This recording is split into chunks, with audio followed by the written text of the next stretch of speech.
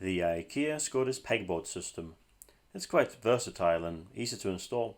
There's just one issue with it though, and that's these metal hooks. They're not secured in place well enough. As you see, they can come off quite easily, and they have done so in multiple occasions when I've just unhooked items hanging there. These 3D printed plugs will stop the hooks from falling down and secure them in place. They have a press fit and should be easy to install with your fingers. They will not stop the hook from rattling around, but it will stop it from getting loose. When installing the plug, press the top of the plug up towards the top of the hole first and then press the bottom in afterwards. Some of the holes might actually be too tight to fit the plug into, and there's a burr left in there from the manufacturing process, like a seam.